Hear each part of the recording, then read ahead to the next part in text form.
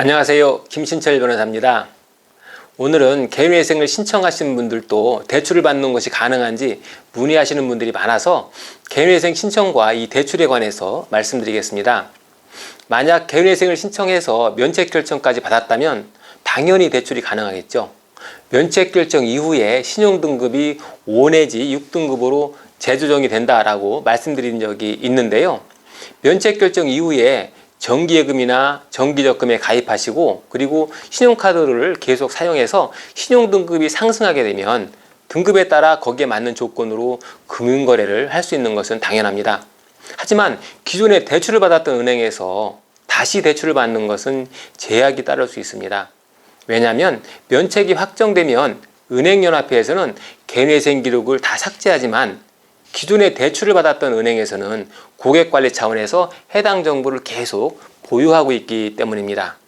쉽게 말해서 만약 내가 국민은행에서 대출을 받은 뒤에 개인회생을 신청하고 면책을 받았다면 국민은행에서는 내 개인회생을 신청했던 기록을 계속 보유하고 있기 때문에 국민은행의 통장을 사용할 수 있지만 국민은행으로부터 다시 대출을 받는 것은 어렵다는 얘기입니다.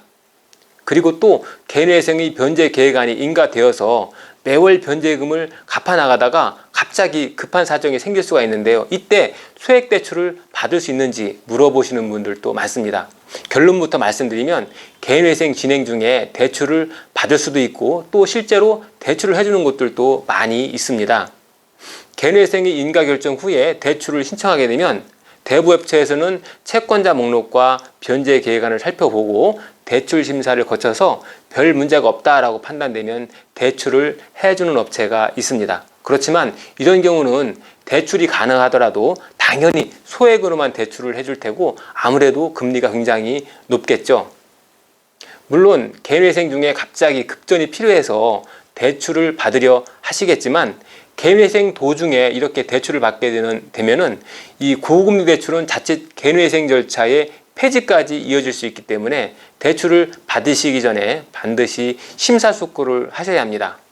왜냐하면 개인회생을 신청하시는 분들은 일반적으로 중위소득의 60%까지만 생계비를 인정받고 나머지는 모두 변제금으로 투입해야 되는 그런 상황인데 여윳돈이 전혀 생길 수 없는 상황입니다.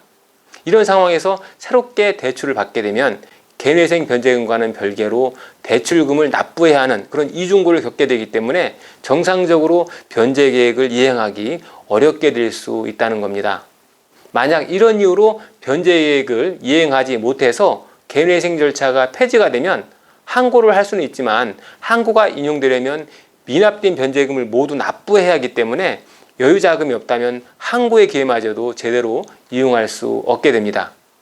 이렇게 개인회생을 진행하다가 폐지가 되면 그동안 납부했던 변제금은 이미 채권자들에게 다 배당이 되고 개인회생을 통해서 얻을 수 있었던 법률적 보호장치가 모두 상실되기 때문에 폐지가 되지 않도록 하는 것이 무엇보다도 중요하겠습니다. 따라서 개인회생을 신청하신 분들은 가급적 면책이 된 이후에 신용등급을 상향해서 저금리로 대출을 받으시는 것이 가장 좋겠습니다.